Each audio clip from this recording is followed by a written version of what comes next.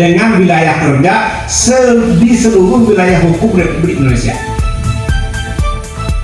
Yang ingin saya sampaikan, zaman saya baik pengacara praktek ataupun Kapolda itu apalagi kelas apa ya, Jakarta, Surabaya, Jatim, Jateng, Jakarta, masuk kantor jam 8, tidur ngantuk, jam 5 bangun pulang, ya begitu saja.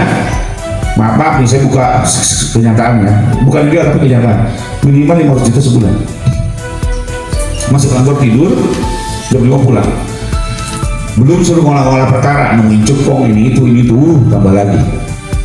Kok masih jual narkoba tuh gimana? Terus seperti biasa-biasa saja. Saya ada kemarin satu perkara. Ya Pak Ketum, agenda hari ini apa, bisa jelaskan ke pemirsa Latas TV?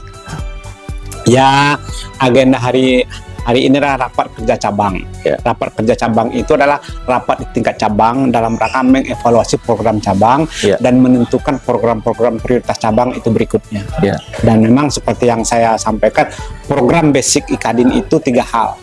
Pertama, bantuan hukum, mereka sudah berjalan.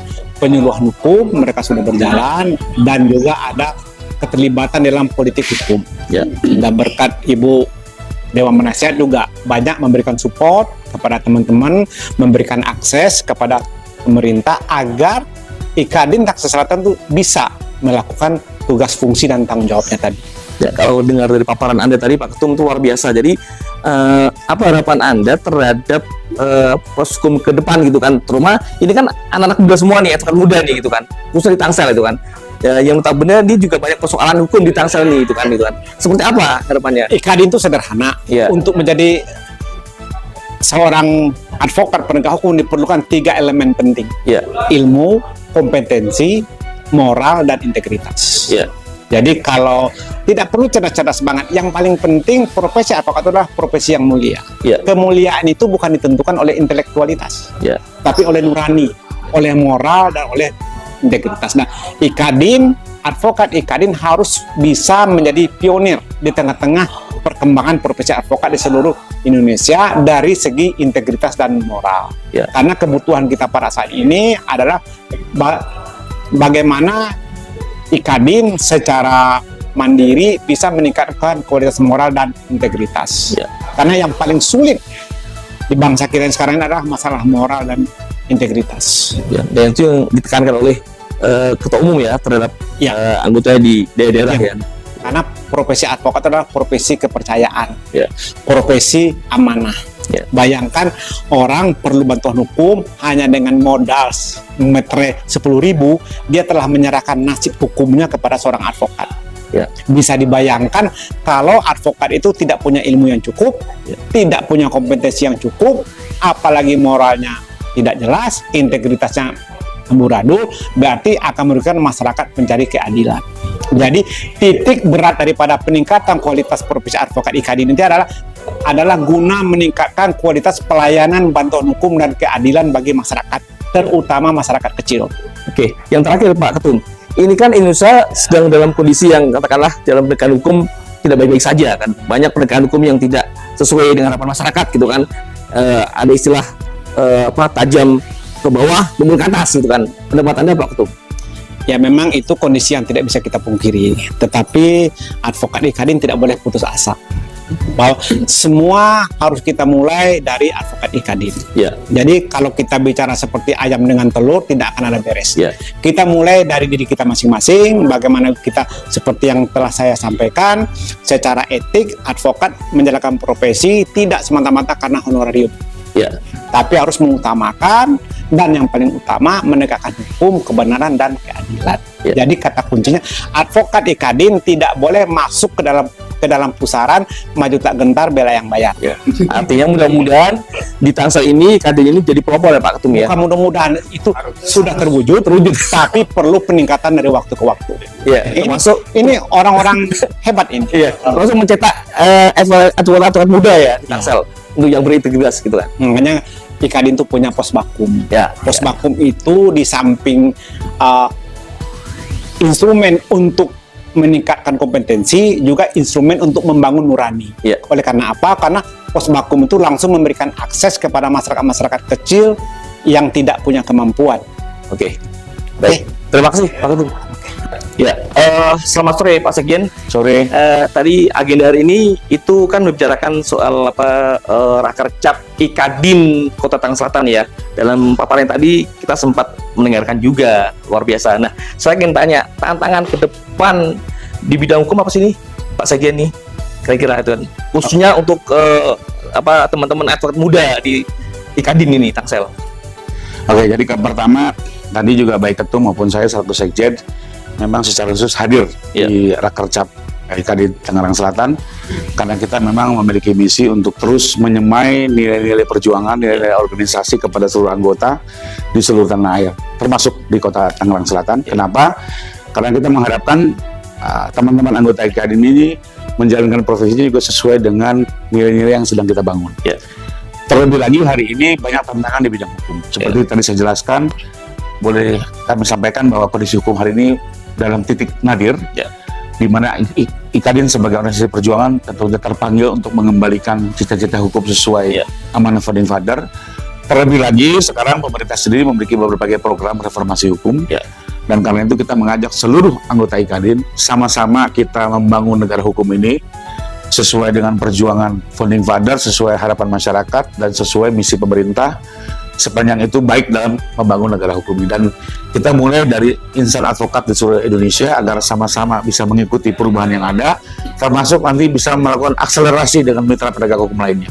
Karena memang mau tidak mau menyongsong Indonesia Maju 2045 perlu dilakukan banyak perubahan di bidang hukum.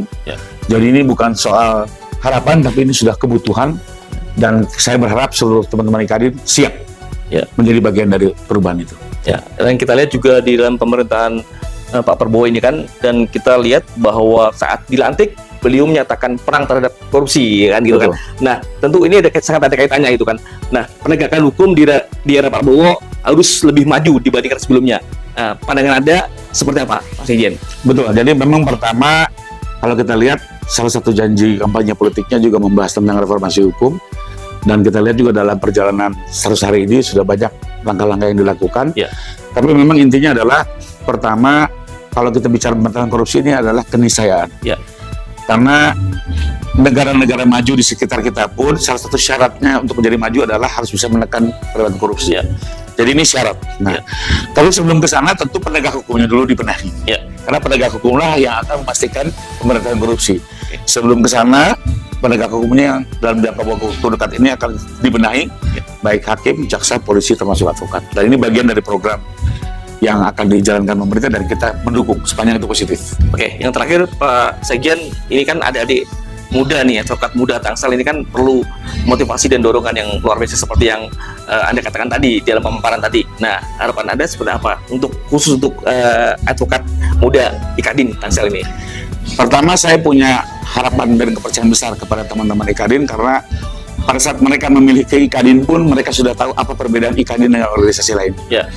Kita satu-satunya organisasi yang berkomitmen untuk melakukan perjuangan pembenahan hukum, dan itu merupakan nilai dari anggaran dasar organisasi. Jadi pada saat dia masuk, tentunya dia sudah tahu bahwa ini warna khusus dari Ikadin. Kedua, dengan spirit yang sama, tinggal kita arahkan arahnya tujuannya kemana. Ini tugas DPP, membawa semua perangkat Ikadin untuk sama-sama bergerak. Paling tidak kita sudah tahu perubahan apa yang terjadi di depan mata, kita ikut atau kita digilas oleh perubahan. Nah, saya berharap teman-teman Ikadin bukan hanya ikut, tapi juga menjadi pemenang dari perubahan, menjadi yang pertama di perubahan itu sendiri. Dan akhirnya mendapat keuntungan atau nama baik dari perubahan yang sudah bisa kita capai. Terima kasih Pak. Siap. Selamat sore Bang Edwin. Sore. Bisa dijelaskan agenda hari ini ke pemirsa Rasa TV? Siap. Ya, jadi agenda hari ini itu kita ada rapat kerja cabang Ikadin Kota Tangerang Selatan. Ya, alhamdulillah juga belum selesai sampai sore ini karena ada beberapa agenda internal yang akan kita bahas. Tadi ya sudah dihadiri juga oleh Ketua Umum Ikadin dan Sekjen Ikadin ikut hadir di acara hari ini. Harapannya apa dengan adanya Rakercap Ikadin Tangsel ini? Ya, jadi Rakercap Ikadin ini memang kita buat rutin setiap tahun. Nah, ini udah tahun kedua kita. Jadi ya cukup krusial juga agenda hari ini karena kita akan melakukan evaluasi bidang-bidang terkait ya bidang bantuan hukum, bidang pembelaan profesi, bidang kemasyarakatan, beberapa bidang akan kita evaluasi dan mungkin akan ada beberapa perubahan struktur juga di agenda kali ini gitu loh. Jadi ya tentunya ke depan kita ingin lebih baik gitu loh. Tantangan hukum, tantangan juga kepada masyarakat yang membutuhkan pembelaan, membutuhkan bantuan hukum, pasti tantangannya akan semakin sulit dan itu harus kita lakukan perbaikan-perbaikan gitu loh. Ya, terkait dengan tadi pemaparan atau imbauan atau arahan dari Pak Sekjen dan Pak Ketum tadi, itu seperti apa? Ya, terkait dengan apa yang disampaikan oleh Ketum dan Sekjen tentunya akan selaras dengan yang kita lakukan di cabang, karena arahan dari beliau-beliau ya tentunya kita di level cabang harus sesuai juga arahannya dengan level di tingkat nasional gitu kan, dan harus selaras program-program yang kita laksanakan, arahan-arahan yang diberikan ke kita ya kita akan laksanakan tegak lurus lah, satu komando, intinya seperti itu sih. Oke, terima kasih Bang Dwi. Siap.